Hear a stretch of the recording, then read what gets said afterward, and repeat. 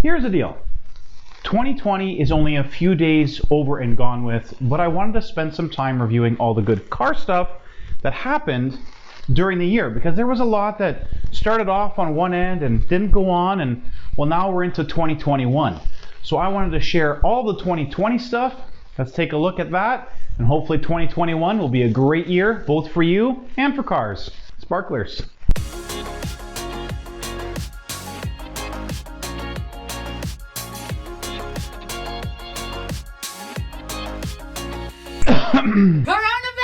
Like I said, we're only a few days into 2021, but there was a lot to look back on, and surprisingly quite a few things happened with regards to the automotive industry.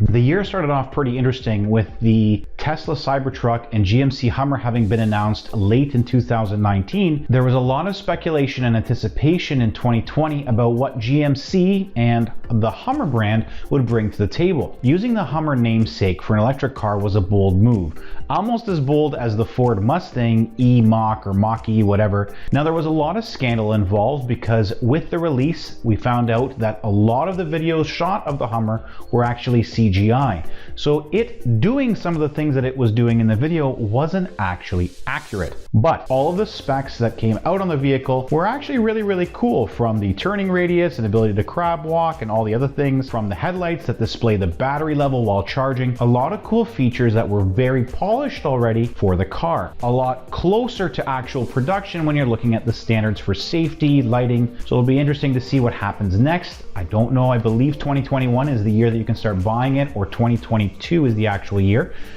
We'll see what happens. Next, we got our eyes simply gouged out by the BMW 4 Series concept. And shortly after the concept was released, the M4 and 4 Series dropped, and we were simply blinded by the ugliness of the new BMW nose. I've said it before, there was a way to do it right, and I don't think how they did this was the right way.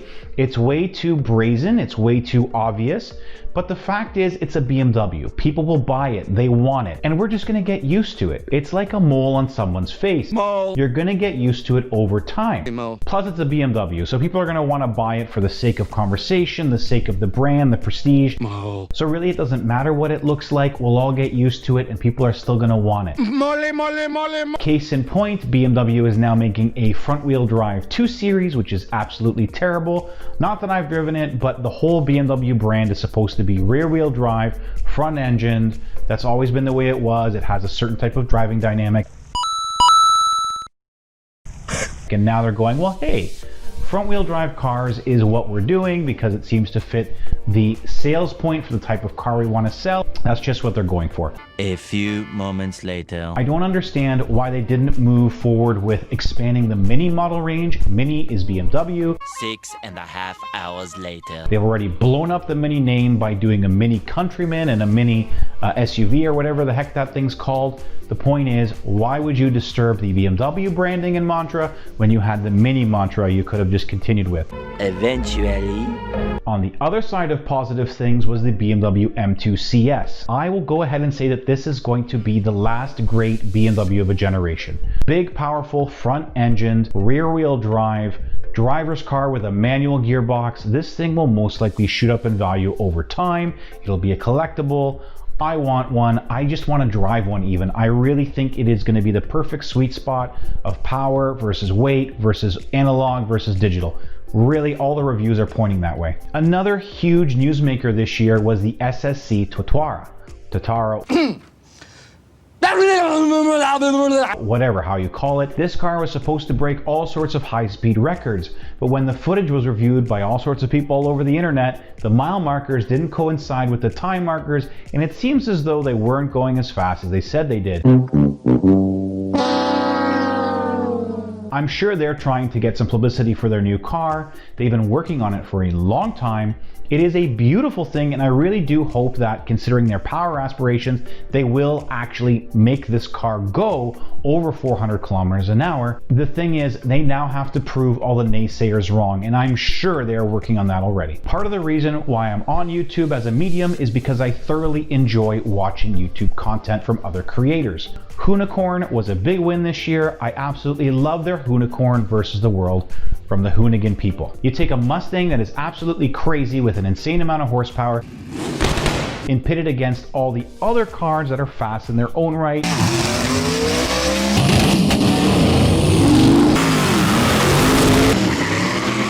Makes for a great series. Hoonicorn versus the world, I definitely recommend it. Another great show on YouTube right now is Sorted. It's all about modified cars doing certain skills and events and then seeing if they last. It's basically a comparison, but it's not your stock automobile. It's all sorts of different kinds of cars. It's got 2,000 horsepower and a license plate? It's got 2,000 horsepower and you just drove it here? Like, what do you mean? It's a great watch. I always have enjoyed Matt Farah. He's a funny guy. He's knowledgeable. Amelia's not so bad either. And Super Speed Rob is obviously an entertainer. He's the one who's promoting all this stuff. So nonetheless, go watch it. Great show. Another interesting thing was just before the year ended, we got treated to the latest Gymkhana video. Surprise, surprise. It's no longer Ken Block driving. This one was all Travis Pastrana. Interesting. We'll see how that franchise goes forward. As for big losers, we finally got treated to the Grand Tour episode. Everyone's been waiting for this. COVID put a delay on it, so on and so on. It wasn't worth the wait. The guys are getting old. I used to watch episode after episode, little mini clips and long clips, everything that the trio used to do. I don't know if it's the Amazon budget and them not reaching sort of ceilings that they're trying to break, whether they couldn't do the same type of content based on Top Gear versus BBC, and Amazon's owning of their current rights just seems boring and it's not as adventurous as it used to be. I think it's about time that the boys hang it up. There's so much other better content. They're probably going to ruin their good name.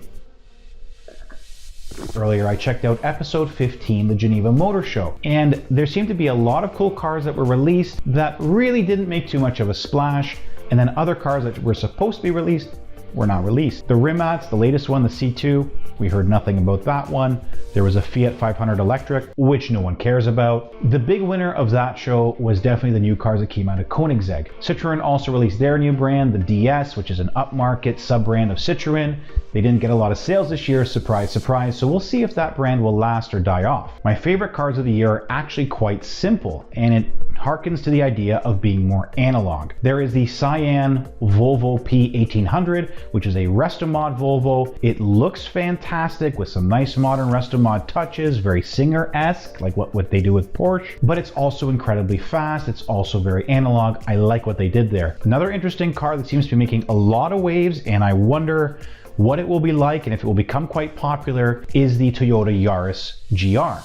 It is a four-wheel drive, high horsepower monster. Will it be like the 500 Fiat Abarth? Maybe. People do like small cars with lots of power.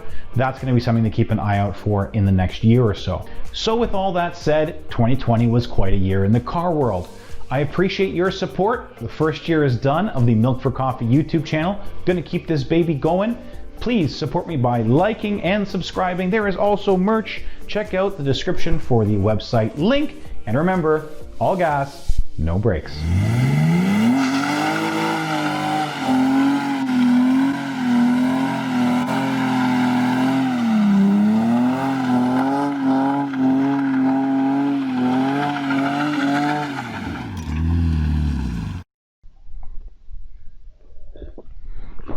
Oof, that was a big one.